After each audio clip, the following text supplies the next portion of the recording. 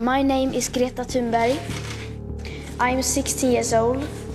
I come from Sweden and I want you to panic. Greta Thunberg henüz 16 yaşındayken Birleşmiş Milletler Kürsüsü'nde yaptığı konuşmayla adını tüm dünyaya duyurdu. Kimilerine göre geleceği çalınmış çocuklar adına dikkatleri iklim değişikliğine çeken bir kahramandı. Kimilerine göre ise arkasındaki ekip tarafından kullanılan bir kurban. Ben Duygu Göktürksoy'dan ve karşınızda Greta Thunberg'in profili.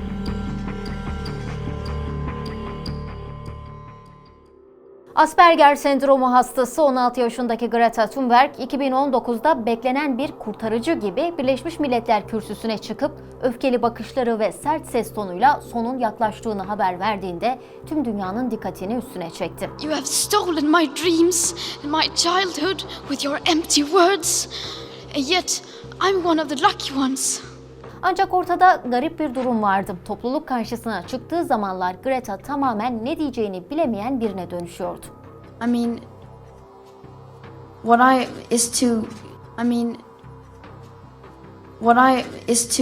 Peki bu çelişki nereden çıkıyordu? Bunun için hikayenin en başına gitmemiz gerekiyor.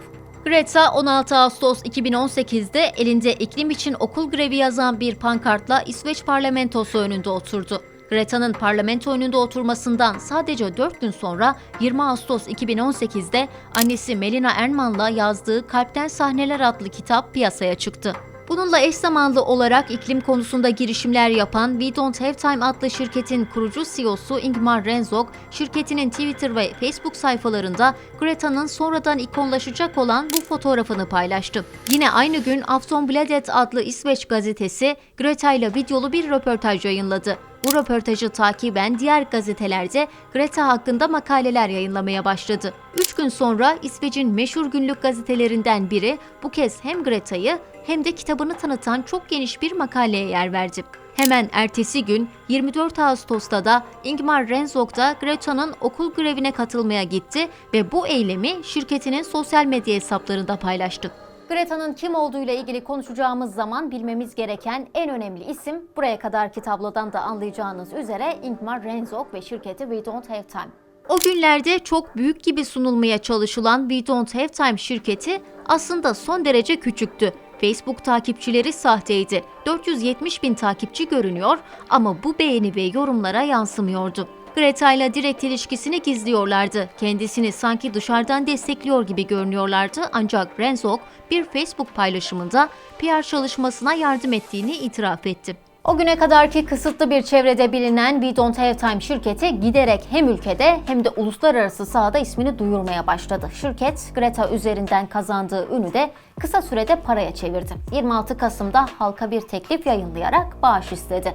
Bu şirketin ilk finansal talep duyurusuydu. 2 Şubat 2019'da Greta bir Facebook paylaşımında 20 Ağustos'ta bir girişimci ve iş adamı olan Rentzhog yanıma gelip fotoğrafımı çekti. Onunla daha önce bir iletişimim yoktu dedi. Greta böyle dedi ya da birileri tarafından böyle söylemek zorunda bırakıldı. Ancak çoktan şirketin en karlı yatırımı haline gelmişti. Babası Svante Greta, İsveç'in meşhur bir gazetesine verdiği demeçte bizim haberimiz yoktu. Kızımın adını kullanarak sadece web sitesi yapımı için şirketine 10 milyon İsveç kronu toplamış dedi. I'm sorry, what was the first question? Şirketin bu ünü kısa sürede yatırım sitelerine de düştü. Ünlü siteler We Don't Have Time şirketini iklim aktivisti çocuğu kullanarak milyonluk şirket oldu sözleriyle tanıtmaya başladı. Bu noktada baba Svante Greta'nın açıklamasına geri dönmek istiyorum. Baba üstüne basa basa bize böyle bir bilgi kesinlikle verilmedi. Kızım reklam için kullanılmışsa bu çok üzücü demişti. Babanın bu sözlerine şirketten cevap geldi. We Don't Have Time şirketi bir özür yayınladı. Rentzhog aileyle konuştuk, meselenin finansal kısmını belirtmediğimiz için özür diledik. Bu hatamızı bağışladılar açıklaması yaptı. Şirketle ilgili söylentilerin çok yayılması üzerine ise bu kez Rentzhog gazetelere amacım para değil açıklamaları yapmaya başladı. Elbette çeşitli sorunlara dikkat çekmek, kamuoyu oluşturmak ve çözüm üretmek için fon oluşturmak ve propaganda yapmak yargılanacak bir şey değil. Ama burada durum biraz farklı. Asperger sendromu hastası 16 yaşındaki Greta Thunberg şirketin yükseliş ürünü oldu. Haberi var mıydı yok muydu bilinmiyor Ancak en azından babasının haberinin olmadığı ortada. Peki annesi? Greta'nın birlikte kitap çıkardığı annesi Melina Ermans, opera sanatçısı. 2009 Eurovision şarkı yarışmasında İsveç'i temsil etti. Tesadüf bu ya, Greta'nın okul protestosunun başlamasından 3 ay önce 4 Mayıs 2018'de Stockholm Üniversitesi'nde düzenlenen ve Ingmar Renzog'un da katıldığı İklim Günü adlı bir seminere anne Melina Ermans da katılmış. I mean, what is to... Son olarak Cuma günü Berlin'de bir konuşma yaparak tüm dünya liderlerini iklim konusunda ancak boş laflar üretmekle suçlayan Greta, işte bu garip ilişkiler ağından geliyor. Söylediklerini bir kenara koyarsak, karşımızda şu an 18 yaşına gelmiş olan hasta bir kız çocuğu var. Ne arkasındaki şirket ne de dünyanın geri kalanı bu kız çocuğunun okulunu bırakmış olması ya da hastalığıyla ilgilenmiyor. İlgilendikleri tek şey politik ve sosyal hedeflerini Greta'nın ağzından dünyaya duyurmak. Bizse gerçekten çocukluğu çalınmış bir çocuk görüyor ve şunu söylüyoruz. Sevgili Greta, lütfen okuluna dön.